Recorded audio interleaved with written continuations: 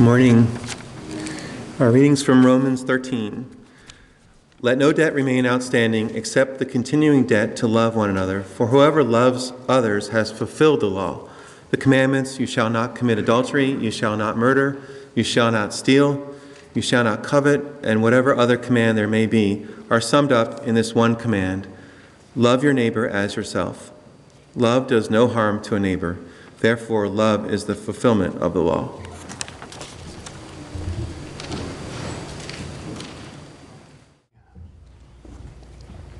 I was like the first, I think it's probably only 5, 6, 7 seconds when I first get up here. It's fun to look and see who's here, not in an attendance keeping sort of way. There's no check marks involved, but it's fun. Like today after class, I'm talking to David, and then we start singing. I was like, I don't know who all's here. So it's fun to get up, and I can piece a little bit together with the yellow cards, but it's always fun to get up and see everybody. So welcome to all those that I didn't get a chance to talk to. Especially, I look down the road, there's some Sundays where this is fun because I get to see my 3 girls, and I haven't seen yet today. I leave well before they do, and then as I sit there thinking, there's some Sundays, if it's small group or we did grief share, I won't see them until the afternoon.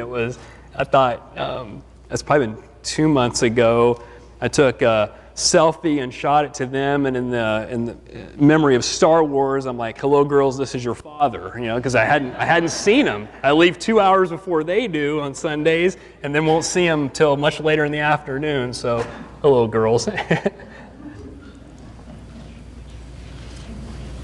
This should be a pretty short sermon. The other 7 commandments, we've been talking about the 10 commandments. We continue that this morning. We've learned about, they've proven to be much more than what we usually think of. They're just a few words long, but we've seen they're a little bit more involved than that. But this week, the 8th word is adequate. Adequate. In Exodus 20, we read it. It's do not steal. So it reads, we take 4 words to communicate it, 4 of our words. You shall not steal.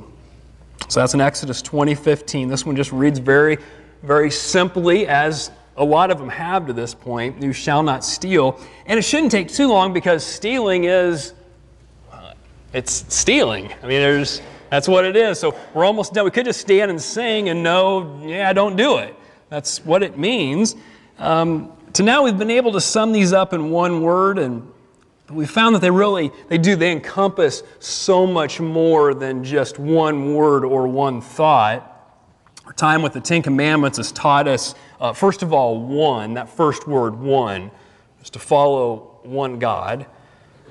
Secondly, worship, and we should only worship that one God. Nothing else gets our worship, just the one. Third word, identity, using God's name very carefully, because that's who He is. His name is who He is. Remember. Number 4, remember. Resting and remembering. Those two going hand in hand in a very specific time each week to rest and to remember. Obey. Show others as worthy, especially parents. Obey. Valued. Valuing people like heaven does, seeing people as worth something, seeing people through God's eyes. And then last time, 2 weeks ago, pure, thinking about purity, knowing that our thoughts matter to God. It's more than just actions, it's our thoughts. They're simple, but yet they're amazingly complex. They're quick to grasp. We can get what's being said, but then not always as quick or as easy to live these out. Maybe today that'll change with do not steal. Maybe. Number 8's adequate. Do not steal. It leads to a question, and your answer to it, I didn't. Did I? As we think about that, this do not steal, I didn't, did I? And the commandment, you shall not steal. It's a seemingly straightforward action on our part. Don't take what isn't yours. God's people, at this time, they're in the desert of Sinai when they first hear this from Moses, from God through Moses. They're on the way to the place that God has been talking about to them, that they've been talking about for generations. First came through Abraham, which at one time, those early, they knew who he was. Well, now it's become word of mouth. It's become part of family history. It's been several years. Now, this is the generation that will see it firsthand. This is the generation that will step across the Jordan River and be in this place where God has been talking about and promising, and the leaders have been speaking of for so long. I want us to hear some of Moses' final words to the people. We'll be in Deuteronomy chapter 6. Deuteronomy chapter 6. They're on the verge of stepping into this land. Moses is reiterating what he said years prior to a previous generation, a generation that was disobedient, and God said, "You won't go, but your children will." Deuteronomy chapter 6. We'll hear Moses start to close out his time with the people by reminding the people. And let's start in verse 1. Deuteronomy 6, verse 1. Moses says, "These are the commands, decrees, and laws the Lord your God directed me to teach you to observe in the land you're crossing the Jordan to possess, so that you, your children, and their children after them may fear the Lord your God as long as you live by keeping all His decrees and commands that I give you, and so that you may enjoy long life. Hear, Israel, and be careful to obey so that it may go well with you and that you may increase greatly in a land flowing with milk and honey, just as the Lord, the God of your ancestors, promised you." Stop for just a minute on milk and honey. It doesn't say much to us. For them, though, think desert environment. We're going to go into a land that can produce milk. It's got crop for the cattle. I mean, we're going to have milk. Honey, it's just that kind of place. There's flowers. The bees are doing what they do. It's a lush land. And God says, Moses says, these commandments, this whole law, it all matters. And don't forget that when you come across and you're in your new homes. Don't forget that. We'll keep reading. Verse 4. "Hear, O Israel, the Lord our God, the Lord is one. Love the Lord your God with all your heart, with all your soul, and with all your strength. And these commandments that I give you today are to be on your hearts. Impress them on your children. Talk about them when you sit at home and when you walk along the road, when you lie down and when you get up. Tie them as symbols on your hands and bind them on your foreheads. Write them on the door frames of your houses and on your gates. These commands, this law, this covenant matters," says Moses. "Don't forget to pass along what you're learning to the next generation." He keeps talking. "When the Lord your God brings you into the land He swore to your fathers, to Abraham and to Isaac and Jacob, to give you a land with large flourishing cities you did not build, and houses filled with all kinds of good things you did not provide, wells you did not dig, and vineyards and olive groves you did not plant, then when you eat and are satisfied, be careful that you do not forget the Lord who brought you out of Egypt, out of the land of slavery." These commands, this law, these blessings, all of it are from God, says Moses. When you have what you need, and that's adequate, and it's all from God, don't forget. Let's clear up one thing that you may have already thought of. It could be argued that God's people are moving in to take a land that's not theirs. We're talking about don't steal. The people are coming across the Jordan to take a land that's not theirs. Well, if God wasn't involved, we would have a problem here. But Psalm 24, just make note of this. In Psalm 24, the people have sung, and we agree, the earth is the Lord's and everything in it. It all belongs to Him ultimately anyway. And then in Deuteronomy 18, just sticking roughly around the text we're in, Deuteronomy 18, specifically verse 12, but there's other places. The current landholders, this land they're going into, the current landholders were doing things that God said were detestable. God doesn't put up with what's detestable to Him. He never has and He never will.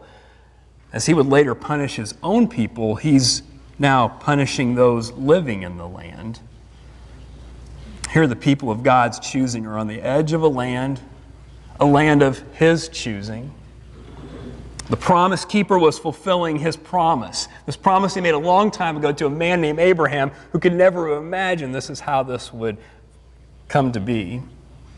From years under tyrannical rule of another nation, Egypt, we've read about that. We heard about this just now. Then now they're struggling to become their own nation.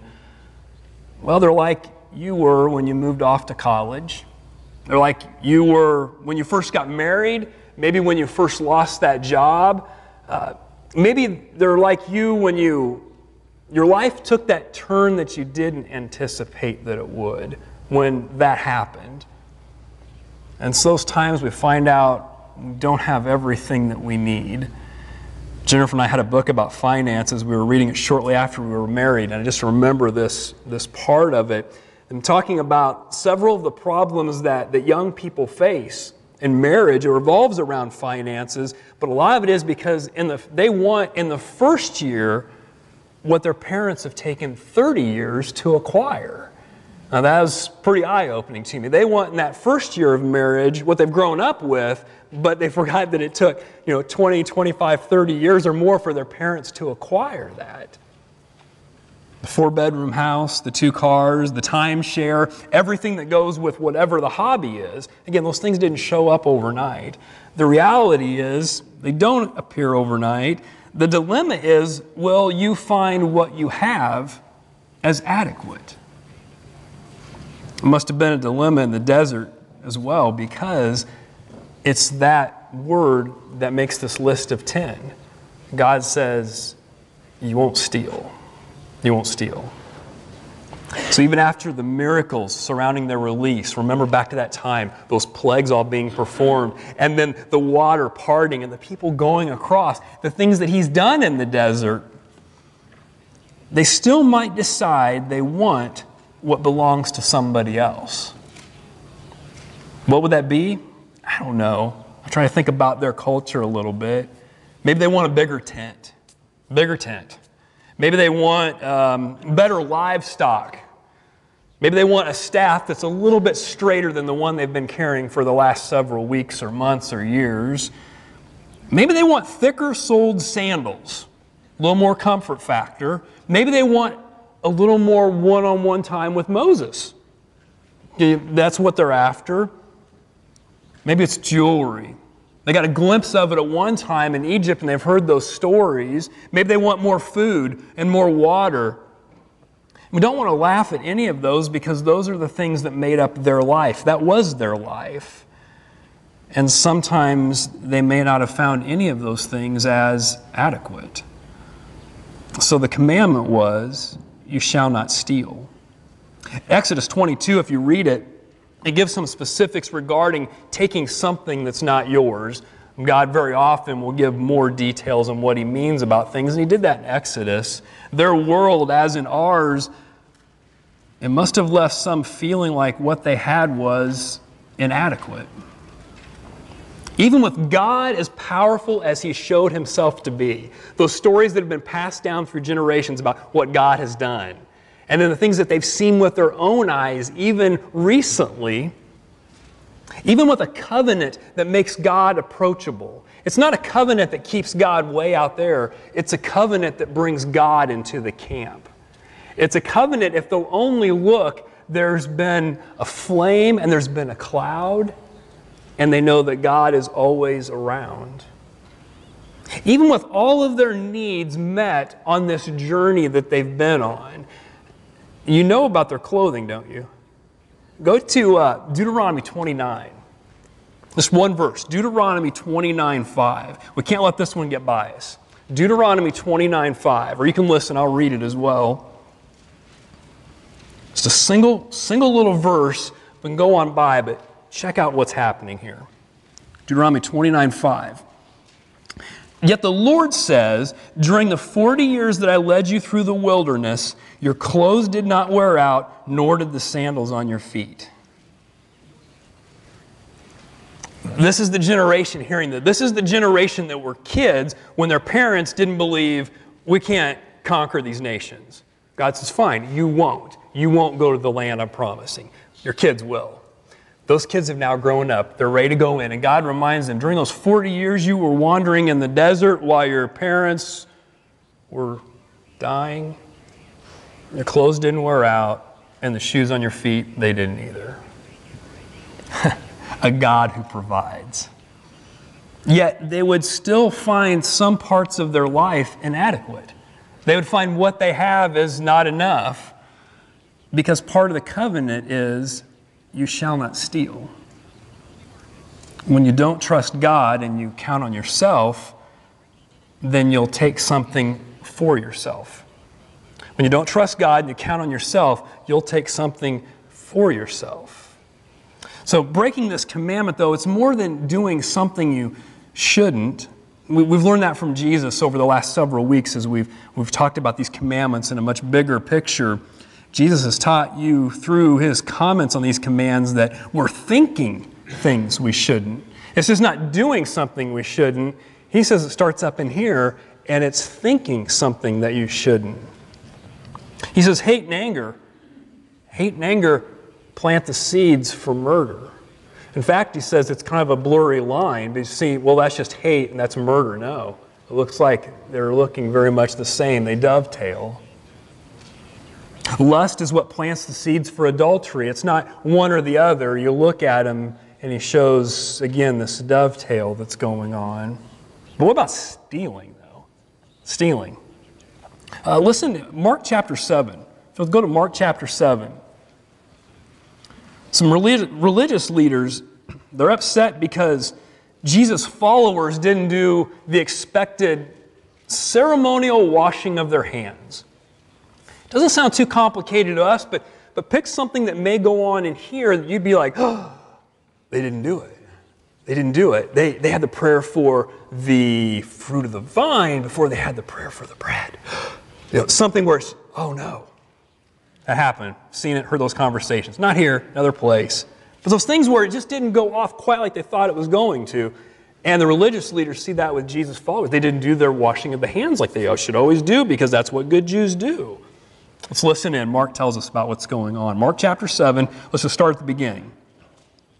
The Pharisees and some of the teachers of the law who had come from Jerusalem gathered around Jesus, and they saw that some of his disciples eating food with hands that were defiled, that is, unwashed. He saw some of them come in and they didn't have their Bibles with them on a Wednesday night. He saw some of them come in and they didn't have their tie on Sunday morning. It's those kind of things. That's what they're seeing. The Pharisees and all the Jews do not eat unless they give their hands a ceremonial washing, holding to the tradition of the elders. When they come from the marketplace, they do not eat unless they wash. And they observe many other traditions, Mark lets us know, such as the washing of cups and pitchers and kettles.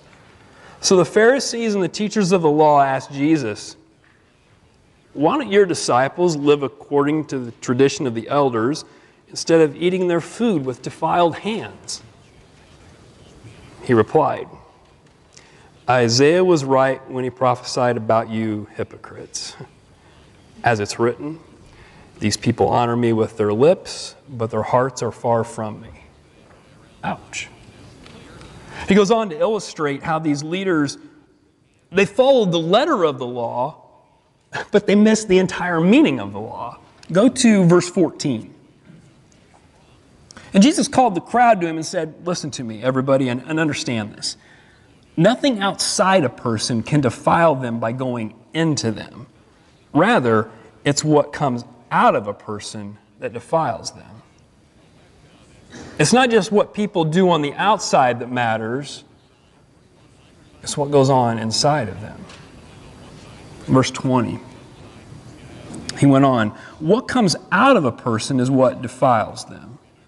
For it's from within, out of a person's heart, the evil thoughts come.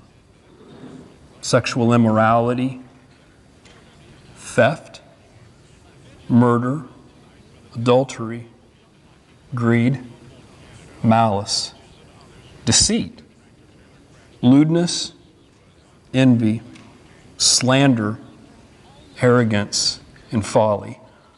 All of these evils come from inside and defile a person. Stealing originates on the inside. It's not just something that's done with hands necessarily in front of the video camera at the convenience store and then makes the YouTube clip because it was a botched attempt. No, stealing originates on the inside. It's the same place where trust resides, but it's also where feelings of inadequacy reside. Inside, you feel you don't have adequate money to pay for the music that you want. So you get a copy of your friend's music files, and now you have that. Or it's the DVD or the CD that you get from the library, and you make a copy of it for you. You don't trust God to give you what you need. What you have is not adequate. You have a lot, but your entertainment stockpile just isn't adequate, so you go to the internet and download a pirated movie. You work hard, and the government, they just don't do for you what you think that they should. Your clothes and your shoes do wear out, so you spend your taxes in a way that you don't pay what you owe.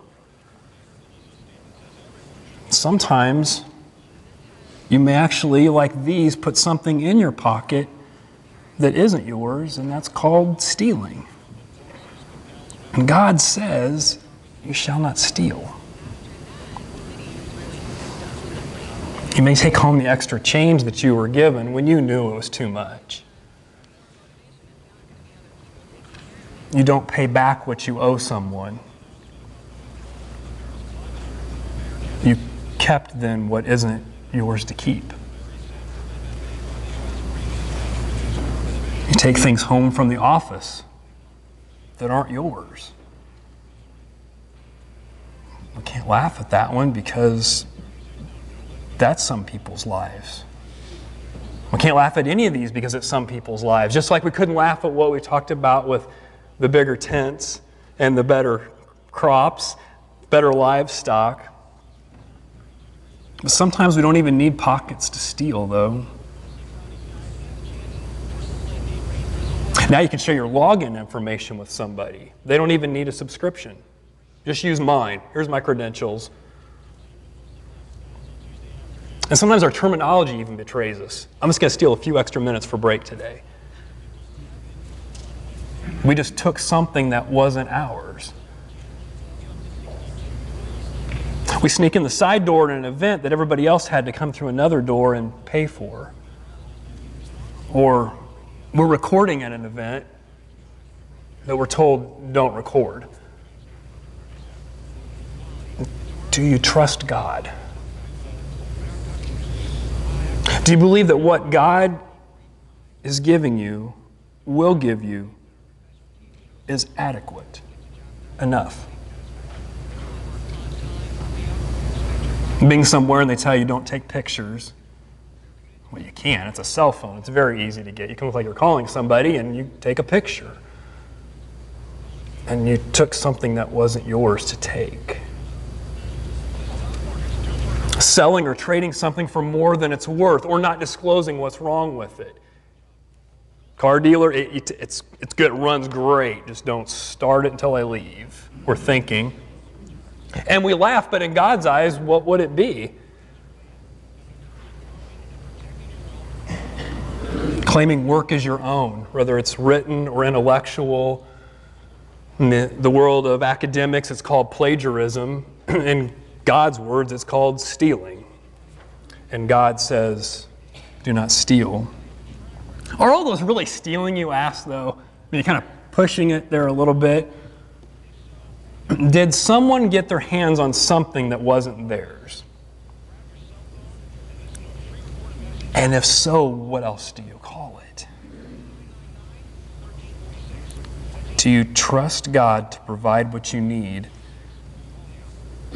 or do you trust your own ways?